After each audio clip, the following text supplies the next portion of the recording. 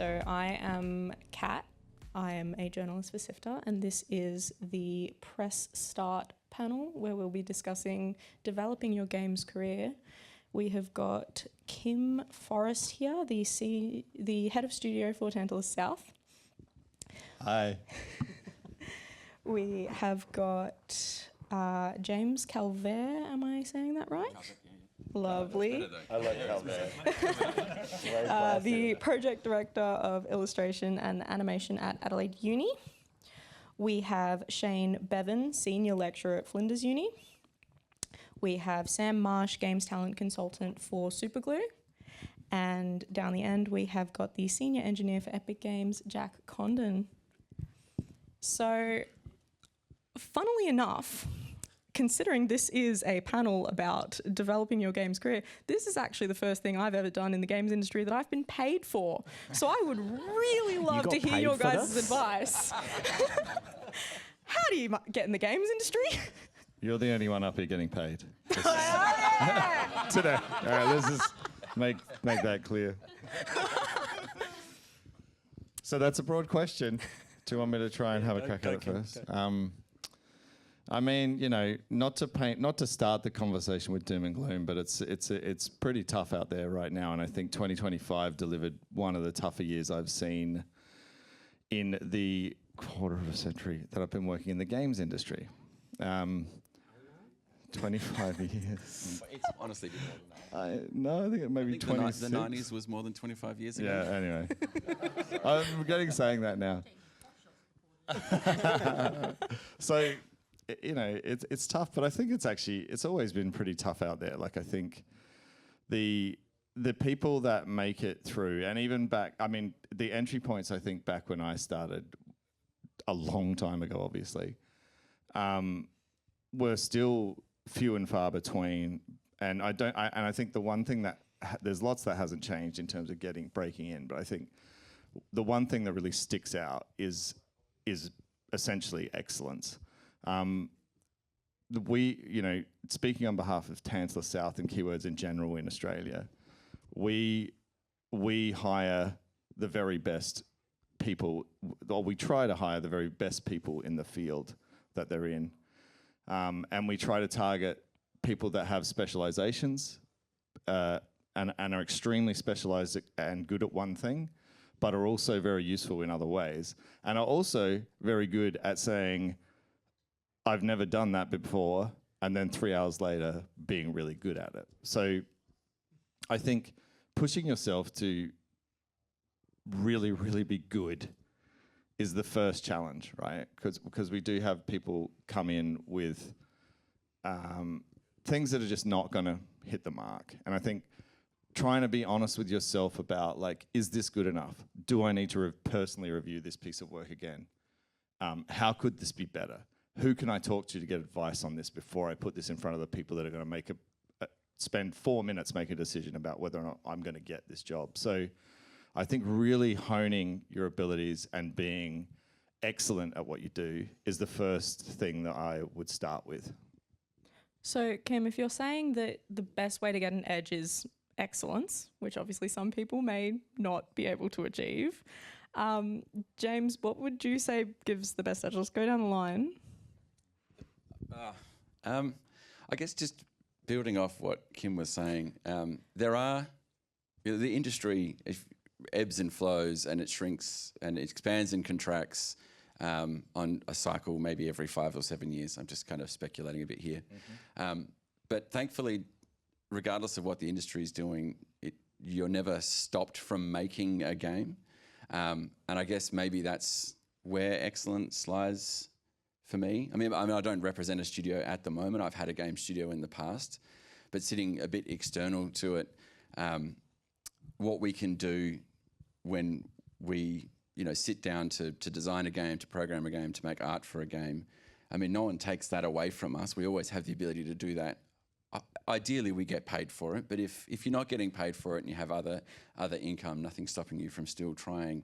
And I kind of find that's where excellence is sometimes, when you have this chance to really pour your love into something and do something that's unique to you. I mean, that's the kind of thing that I get quite excited about seeing.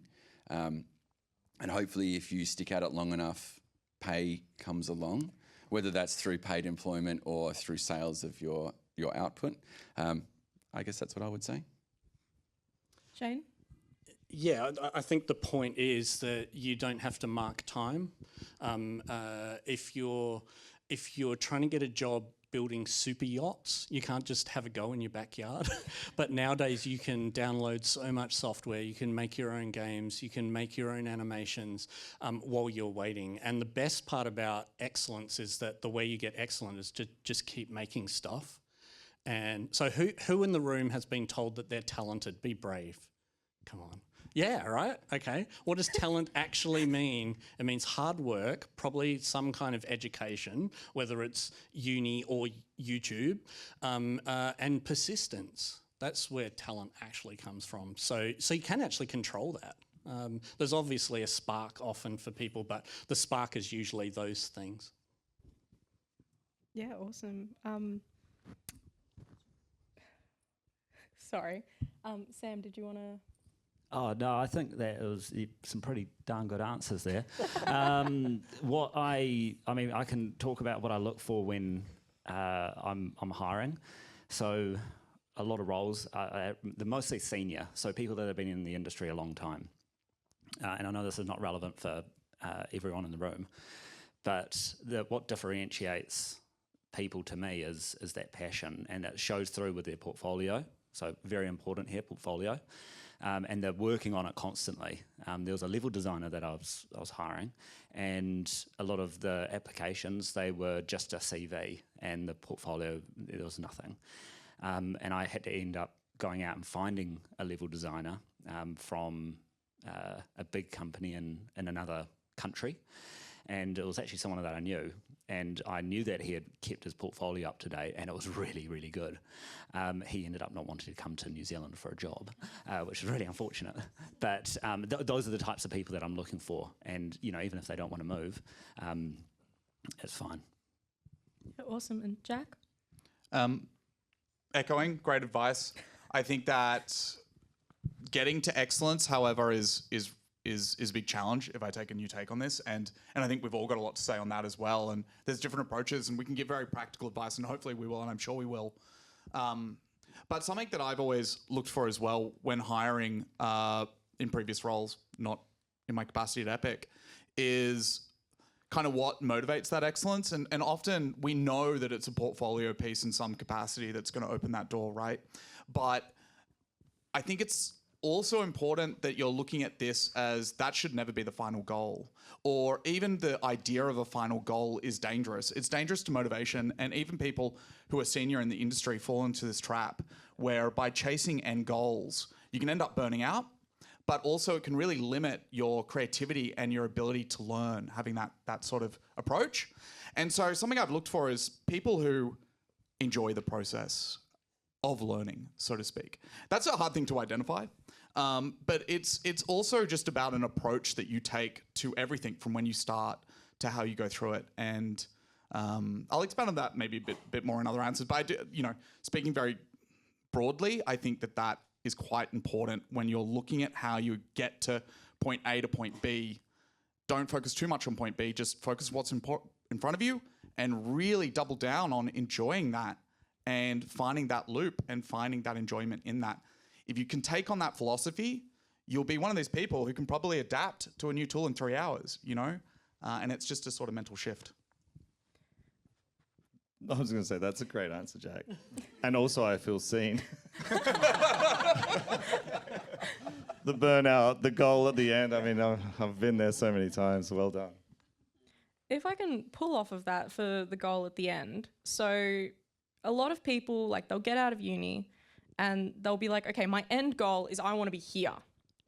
Do you guys have any advice on like as you were saying, that's not a great way to approach.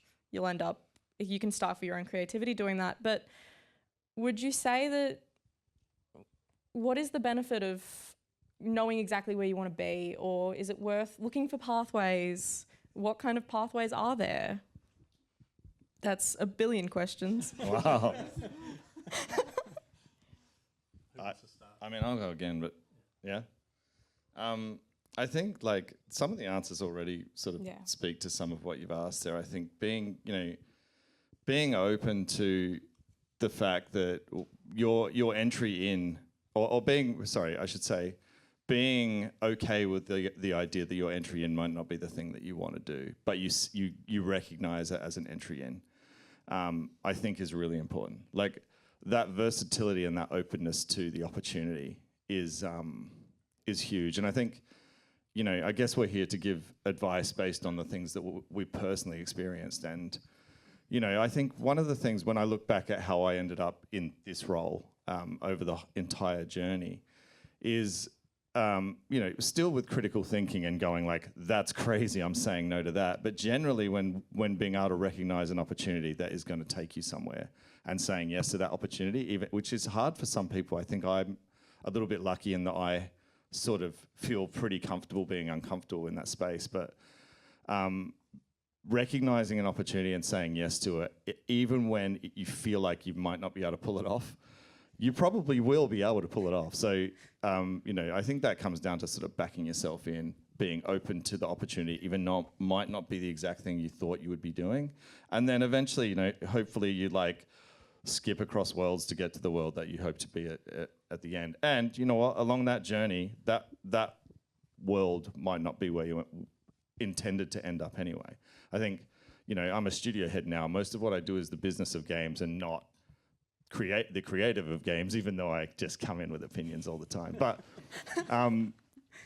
that wasn't, I never, the question in an interview of like, where do you see yourself in 5 years' time? I've always hated that question because it's like, I didn't really know. I was like, I want to work in games. I want to work with great people and make great things and build great relationships. So I think, having that open mind to the journey, I think is really important. Just before we continue down the line, can I just ask how many people here are actually doing the job they planned on wanting to do right now? I mean, yes, but in hindsight. Not in hindsight. I'm talking like way back when you were planning out your life. Is this where you wanted to be? Sort of. Yeah. And I think that's riffing off that. It actually makes a lot of sense to ask that question. So I studied to be a junior primary school teacher. There were no jobs. I went and did a 1 year course. At the end of the course, we had a graduate showcase. I got offered a week's work experience, said yes, and suddenly I've got a full-time job teaching adults. Then I had an animation studio for years, and now I'm back teaching university. I'm really a teacher. I love all of the other stuff, and I'm an artist as well, but I did end up in the right place. However, it wasn't a normal journey where I started from here and ended up there. And I think the key, I guess, and thinking about what Kim's been saying, is I think sometimes you've got to say no and sometimes you've got to say yes. And I always say to my students, there's a whole bunch of areas along the way in my journey where I could have said no. I could have said, nah, I don't want to put my stuff in the graduate showcase, and not met someone that night that gave me a job. So I think sometimes it's trying to pick your battles a little bit. I'm also the most general of generalists. I do a bit of everything, and my work career has been a bit of everything. If you're going to be specialising, if you want to say, I'm going to do nothing but rigs for giant walking mech warriors, then the Venn diagram gets really tiny, right? So I think, be open to opportunity. I think I can actually beat that. I've got an even weirder background. So It's not a competition. It definitely is. Everything is a competition for me. I actually studied criminology at university. Okay, you win. And then I was Contest over. Contest over. I've been a salesperson. I've been a debt collector. I've worked for the intelligence services.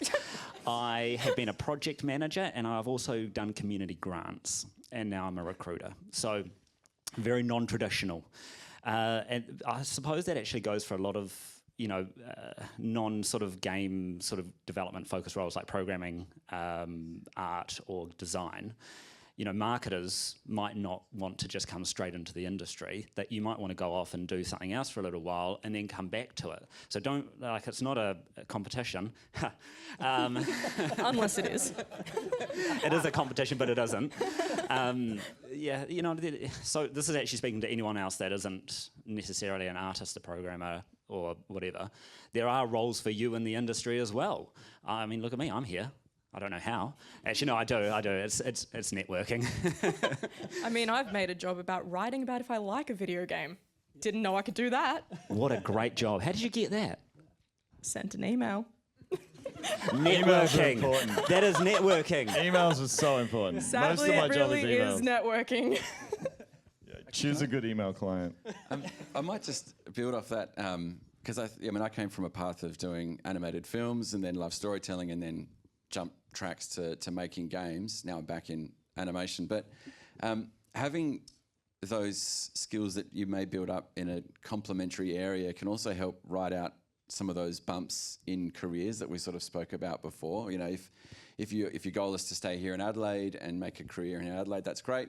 But if when studios may shrink or grow, but during those times, having those sort of complementary skills can help you keep going while you're waiting for your dream or ideal games job. So that's kind of just building on that bit. Actually, I've got a story about that. Animator, games industry, he'd been in it for a number of years, and then there was his contract ended. There's not many roles around, and I was actually able to find him a role at an animation studio doing animation.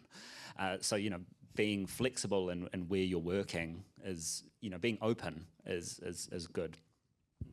What about you, Jack? Do you have any crazy stories of how you got to where you are, or? I actually came from a fine arts background and now I'm known as a programmer, which I think some people find surprising. But if you know a lot of programmers in the game dev industry, often they've got the most eclectic, strangest tastes you'll ever find.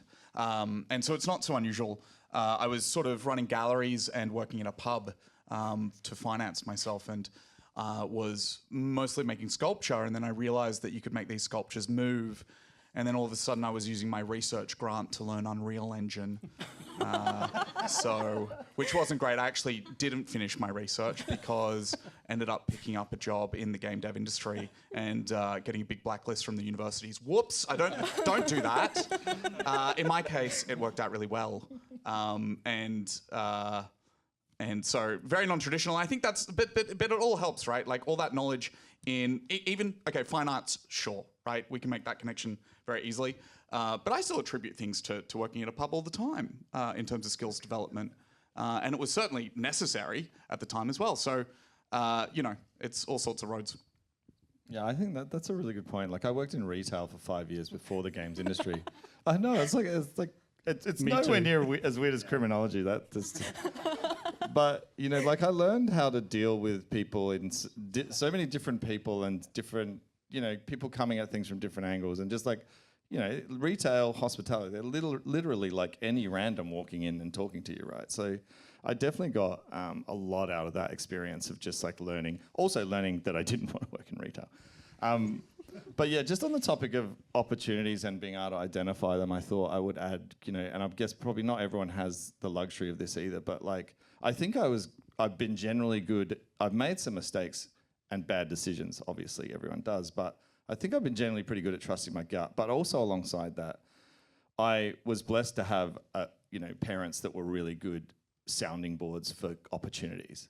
But also I built this sort of little team of people that didn't really know that they were my team of people, that I would bounce these opportunities off and be like, what do you think? And just take all the information in and pull that together to help me make my decision as well. So I think if you have the opportunity to have those trusted individuals, they don't have to even know really much about what you do because nobody really does know much about what we do if they don't do it. But I think having those people there to question, should I do this next? How would what's the pros and cons? Where will this eventually lead me? That's been a really useful tool to me that I sort of subconsciously built, but over the journey has been so valuable to me. Yeah. So we've been kind of avoiding the elephant in the room of a little bit of the state of the industry. Do you guys have any particular advice for people's outlook at kind of how hard it is at the moment? I think this panel's over. That's it. We're done. I'm actually under NDA. I can't say anything. Okay, I'm going to say something. Someone's got to be brave. Look, I'm the most positive person in the world. My art, did a fine arts degree as well, and one of the things that my art teacher used to say is art is pain, and if it's not pain, you're doing it wrong. And I'm like, I'm doing it wrong. I really enjoy doing this stuff. The industry, and we would all agree, is in a tough place at the moment, and it's a tough place because of Skynet AI. It's in a tough place because of the world economy. It's in a tough place because of a million different things that are actually out of our hands. And while I don't want to say tread water until it gets better, you don't have to wait for it to get better. You can make it better yourself. Will that turn into a daily job? Maybe not. Could you put a game out into the world that 6 million people play? Possibly. It's hard, because when we talk about getting a job, that's one thing. But working as a barista, working as in retail, you're going to come home at night, hopefully going, I never want to do that for the entire life, so I'm going to get really serious about doing this other fun stuff. I've always had a push and pull with the idea of game design being an amazing job, an amazing hobby, an amazing pastime, an amazing art form. And I think that's where my positivity is still, it's beaten down, but it's still there at the moment, that I can see that there will be some turnaround. It won't be tomorrow though, yeah.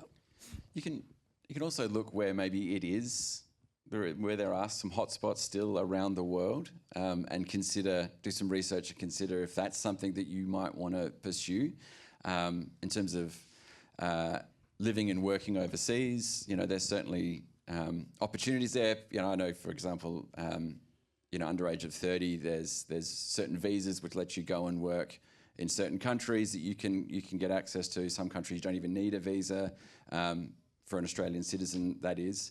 But it's worth having a look around, and if mobility is something that you can tap into, maybe you can find where there's hotspots, where there are larger studios setting up and they're going on big recruiting drives, and do that. It doesn't even have to be permanent. We were just talking before this panel about the rise of remote work makes global working possible.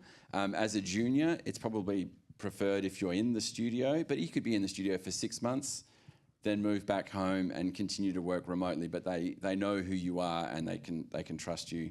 And even if you just go do it for a few years, get that experience and then move to another place or come back. I'm not saying everyone should do it, definitely not saying that, but if you are interested, it can open the doors quite a bit. Yeah, and I think, James said it before, it's an industry, this is probably the third big dip that I've been through in the industry. And it does feel like I get to do a lot of sort of business development stuff and talk to the sort of big end of town of like publishers.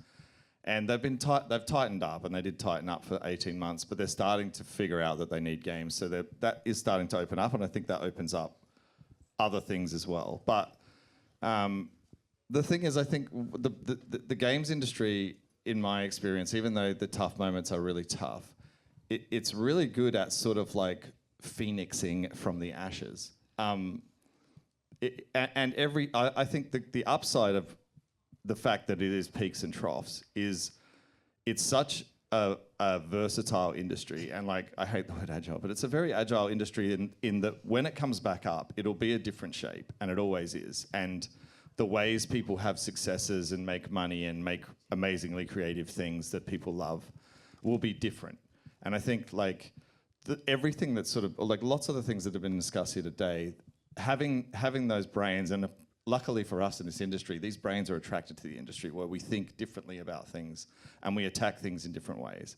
And I think having those brains means that we are resilient to the fact that we can reshape the industry to be successful again in whatever weird world is going on around our industry, I think that's really a strong, it's a huge positive sort of part of what I take from where we're at whenever we sort of have the dip. Can I just really quickly add that while we're waiting for whatever the next part of the industry looks like, learning as an artist, so I'll talk from the art side of things, learning composition and colour theory and doing life drawing and learning how light works. It doesn't matter what the industry looks like in 5 years' time, all of that stuff's still incredibly important. Storytelling is incredibly important no matter what the industry looks like. I think I'd add as well is don't shy away from other opportunities because you solely want to be in games, or do, but the point I would make is that I've said yes to a lot of opportunities in my career that have led me to collaborate with areas that I never thought. For example, I was collaborating with a nuclear research station and we were trying to build tools so people could go into those Homer Simpson boxes and not get radioactive poisoning, you know, and I've collaborated with other scientists and all of these different things, and I've always used game technology. And there was a part of me when I was younger that was like, well, this isn't right, this isn't why I'm here. But what I understood was I loved meeting these people and understanding their worlds, and that became incredibly interesting. And the other side was I was always working on my craft and I was always working on my excellence when those opportunities weren't there. I would find those situations. And so the question I had to ask myself is, would this work help me develop the right skills for what I'm trying to do? Or would it move me in a different direction? And so I wasn't analyzing what the work was, but rather what I would learn. And then you're getting paid to learn, right? Which is always a lovely position to be in. So being a little bit agile in what you can do, I think is important. Yeah. And the other big one of figuring out where you're going to end up, we've kind of touched on it a little bit. How do you network? How do you meet the right people to put you in Why those does rooms? everyone look at me? Sam, take it away. Networking, I treat it like a skill. So it's like learning to draw or code. You're usually not good at it to start with, but over time you can get really good at it. I am an introvert and I hate coming to do talks like this, but the only way I get better is by coming to do them. Same with networking. Going up and talking to someone, sending him an email when you work in esports and he still remembers you, which is so weird that you remember me from. You're memorable. I'm memorable. So it's things like that. And then, you know, that's how roles come out. Like that example of before, I was talking about the level designer. I knew him, so I was able to put him forward for a job.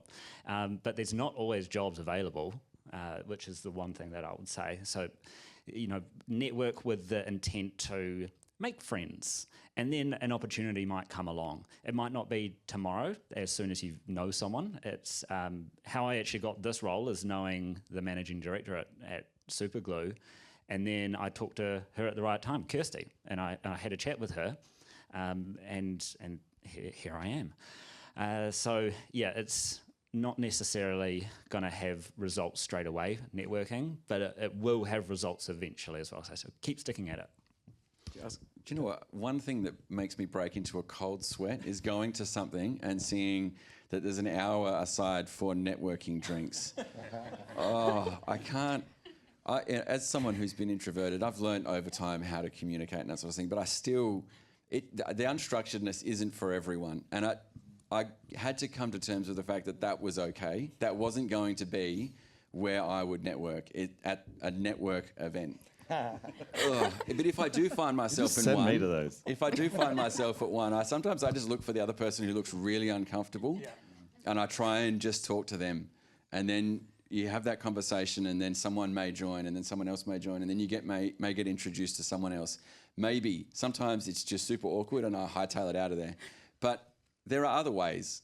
You find what works for you. If it's doing it through online forums, fine. If it's social media, fine. DMing people, fine. Emailing, picking up the phone, all of those are totally fine. It's just about keeping that active, just continually trying to make sure you're communicating with people and you know, expanding that network. But yeah, don't be scared of having to do it just that one way. Honestly, you had me pegged just saying you go into a cold sweat every time you enter an event. You could have stopped there and honestly had me. So I'm not an introvert, I'm not an extrovert, I'm somewhere in the middle, but I keep telling my students the best way to get into the industry is to turn up to everything so people start to think that you're already in the industry. You literally kind of just elbow your way into every conversation and you just say hello. The most forceful version of fake it till you make it? Fake it till you make it. And it, like, obviously, you know the industry that you want to get into, and you know you can go out there and talk to people about games and know that you can have a good time talking about games. Remember when you were a kid and to be friends with another kid, you only had to have the same colour bike and be in the same place? As an adult, it's really hard to make friends, right? It's a little bit like that with the industry as well. You need to actually search a little bit for where can I link up? Coming down to this kind of event, and you can talk to 50 developers. Well, 50 games worth of developers. So you're talking with a huge amount of people over a 2-day period, and then you can go and collapse in a corner for 2 weeks, but know that you've started the ball rolling. I will say though that you can't just go hi, and that's it. You need to say hi. So can you tell me about your game and learn a little bit about it? Ask questions. Yep. Always have a question ready to go. LinkedIn is where dreams go to die, but you have to have a LinkedIn. LinkedIn is great. What are you on about? That's how I find people. You have to have a LinkedIn, but it's pretty grim in there. But no, it's actually not sponsored by LinkedIn. I'm joking. I love LinkedIn for the LinkedIn team that's here. No, it is a really important. I think LinkedIn is, especially depending on the part that you want to get into. Like, you need an art station, you need a LinkedIn. Like those things are kind of a huge part of it, so that you can talk about that, link people to your LinkedIn.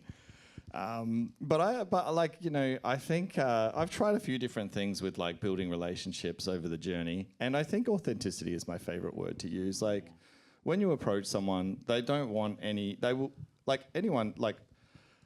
the games industry is made up of like very high IQ people generally, I think, and they can smell when someone's selling them, bull plop. So I think you're just wasting your time with that. I think when you approach anyone, whether you're deliberately networking or you're just meeting them for the first time, I think authenticity is the most critical part. When I'm pitching or selling something, in the meetings that I have to go to that are terrifying, of course, I just try to be myself, and I think generally what people will invest in, what they'll hire, what they'll be looking for is someone with the skills, but also someone that they know is the person that they're talking to, and that they're going to be able to spend 8 hours with, and then they're going to be able to spend 16 hours a day with when it's like, we've got to get this done tomorrow, which is not healthy, but sometimes does happen. So I think, really pushing the idea that like, I'm myself, yeah, I'm awkward or whatever, but this is who I am. And then as soon as you do that, I think the person on the other side is like, oh my God, I could just be myself.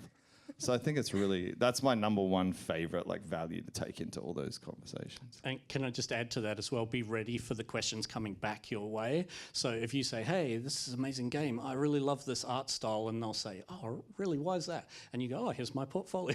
That can still feel authentic. If you've started a conversation, you're now just continuing the conversation.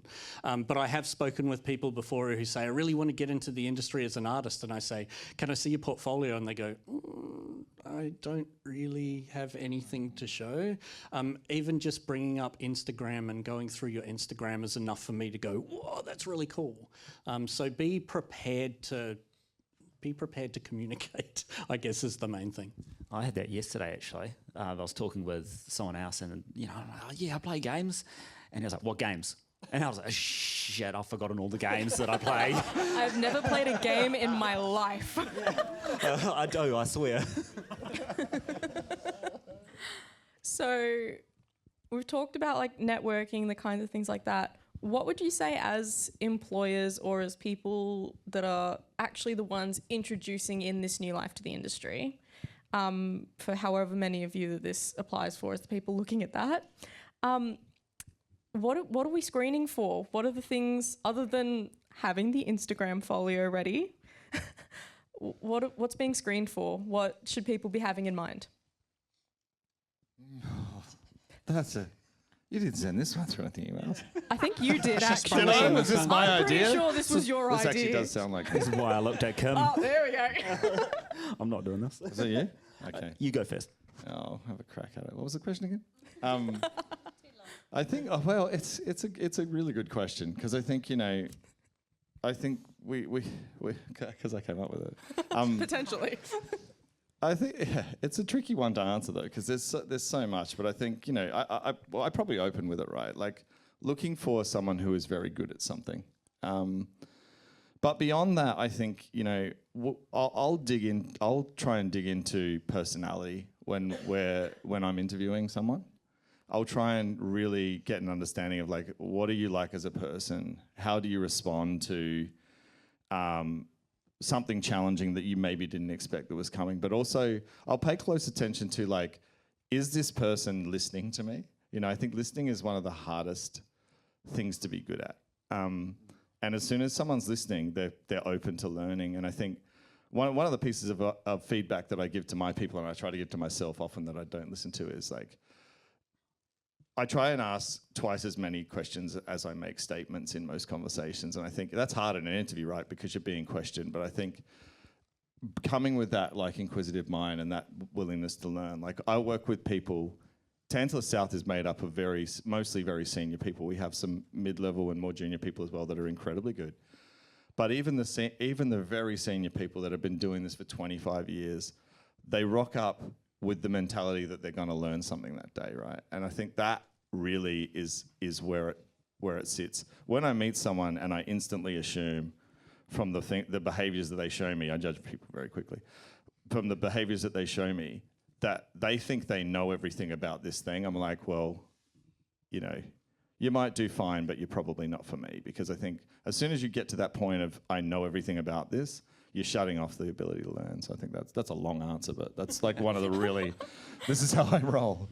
But that's one of the really important things. Yeah, I just, what I'm about to say is just the advice that from my experience hiring people for a game studio and hiring people for an animation studio is that I generally noticed recent work in a portfolio, this is specifically around putting a portfolio together, recent work and relevant work.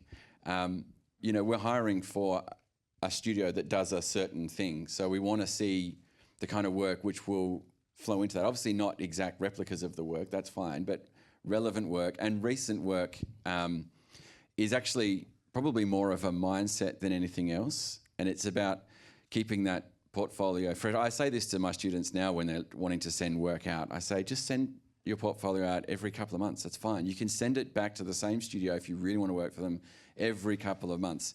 Just make sure you include new work in there. And when you send it back, say, hey, I've just updated my portfolio to include this, and you get back on top of that pile. 2 weeks was roughly how long I could remember an amazing, talented portfolio come across my desk. It would be top of my mind for 2 weeks, and then I would, unfortunately, I just, something else comes in and now is back on top of that pile. And you just want to be on top of the pile when they start thinking, when a job comes up. We talk about trying to increase your luck. That's one way a practical way to do it is if you've got it in there, it's top of mind, when the opportunity comes along, you might have a better chance of being considered. I can give a bit of insight into like the recruitment process. So when we work with a studio, I'd like to go out and talk with the studio a lot and understand their team and how they work, who works well, who would work well for them. And as part of looking for candidates, we screen them at Supaglu first. So we have like a conversation, usually online, 30 minutes or so. Or if I meet you at a conference, then that kind of counts for me as well. And in that time, I'm trying to understand if they would be a good culture fit for a studio. And that's usually because I'm not a technical person, so I don't understand all the technicalities behind the different jobs. I have like a basic understanding, but I don't understand deep code or game design or art. I can't draw for anything, so I see any artist and I'm like, wow, this is great. So most of the time I am looking for that culture fit to start with. and most of the people that I meet are really amazing and would work at most studios. But there are also some studios that have slightly different cadences in their work style. And that's it's actually generally from sort of animation and visual effects spaces where we also work in, which are quite fast-paced, which don't translate to sort of game studios as well. But yeah, so if you're looking to have an interview, that culture fit's very important, especially for someone like myself, because I can't judge on technical capabilities. Sorry, I just wanted to give a little bit of insight into what we do to start with and what we're sort of looking for. But then we pass over to the studios and they take it from there. Go ahead. No, you go. I was going to say, I get some unique perspectives working at Epic, but I think this one was clear even before I got there, just from talking to people in my own local industry, is that when people are resourcing, they typically don't have enough time to resource. Like, by the time pre-production's over and they're like, we need these jobs in these fields and we're doing this, right? That there's not a lot of time to get that together, and that's a really good opportunity to fit in. And what I've seen, I'm going to give this an Unreal Engine angle, if you don't mind. It's on the shirt. They pay my wage. Just quickly, I'll do one. Is that what I've seen in those gaps is when a new technology comes out and a studio wants to adopt it, that's actually a really interesting time to take advantage of that gap. And so I've recently seen this with PCG, which is our procedural generation. You can build big worlds. And in this way, if you're able to expertise at that very quickly as this technology drops, it can create an opportunity where you have the same level of experience in that field as someone very senior, right? And that can get your foot in the door. So just something to maybe be a bit opportunistic about and think about. It's not great advice, because if you're always chasing the new technology and not working on fundamental skills, you're going to run into a different problem. But be aware of it. The same would apply to trends in art style and game design and all of that. Yeah, if you can, that could be your way in. That's a good point. Yeah, and I think this is the stuff you can be doing in your downtime, right? While you're waiting for the next thing that you're going to be doing, whether you're waiting to start a course or whether you've just got a week off from your job and you just want to have some fun. One way of having fun is just learning about that stuff, not necessarily implementing it completely. And I guess for me, when I was an employer, the thing I was looking for was enthusiasm. As soon as I see that, I know this is someone who's enthusiastic. As soon as I see someone who's updating their portfolio every 2 weeks, this is someone who's enthusiastic. I'm going to give you one more bit of advice, and it's really quick. Artists have really big egos. We're really bad at having big egos though. So normally what we do is we turn it into I know you really like my thing, but did you notice how much I screwed that hand up? And you start pointing out all of the negatives, and that can put people off really quickly. So there's a tightrope walk that you've got to do between some kind of maniacal egotist and someone who talks down their work in front of someone who's actually potentially going to be offering you a job. Hopefully that makes sense. I am going to out myself for a little bit of a past life here. Before coming to work at SIFTER, where I am now, I did actually used to be an indie dev. And one thing that I am going to say for people, game jams, making quick games, making games that are messy. I studied a game design degree, and I did a class where the whole premise of the class was you get a prompt at the start of the week, and by that class next week you had to have a finished game. And they were never good games, but I certainly know how to make a quick game. And stuff like that to be practicing your skills. If we've been talking about things like honing skills, that's the way to do it. If you've been listening to all this and going, how do I even begin? Game jams, quick games. And sometimes the thing you'll learn is that making a game in a week, you're not going to end up with a great game, but you might end up with the seed of a great game that you then add to and add to and add to. So I agree. I think lots and lots of little tiny wins along the way actually can really build up to that feeling of positivity that'll force you to go for the next step. I think shorter iteration cycles in general means you'll fail more And that's a good thing, because if we're taking on the approach that we're not caring about the final outcome, which is kind of what I touched on at the beginning, right? In a game jam, you're really encouraged not to care about the final outcome. I love that culture. It's a culture of jamming. What's going to come out of this? It's specifically about that process, not the outcome. And if you're able to take on that mentality and other things and have short iterations and fail very fast, it will help you grow technically, conceptually. It is phenomenal for growth.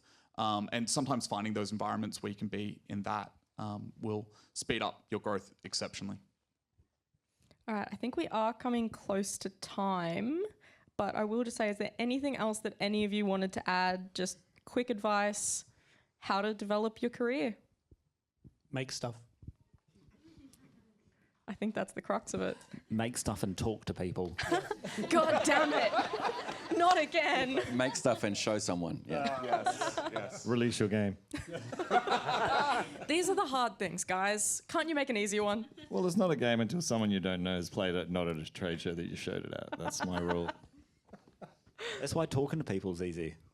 It's the easiest thing you can do. You can go out and talk to someone about games. You don't even have to make games. You can talk about Age of Empires and how cool that is. I don't know if you like Age of So Empires. the moral of the story is send an email, guys. We said before that the industry is in a rough spot at the moment, but go out into those 2 rooms out there. It's not a rough spot out there, right? People are absolutely loving what they're doing. And I think that's a big part of why we're all still here with all of the ups and downs. We're still fighting along as well. All right. Or maybe that game you're working on right now, aim to have it here next year. Yeah. That's Maybe a tangible thing you can do. Aim to get that one released. Ship it. Ship it, guys. All right. Thank you very much, everybody. Thanks, Kat. Thank you.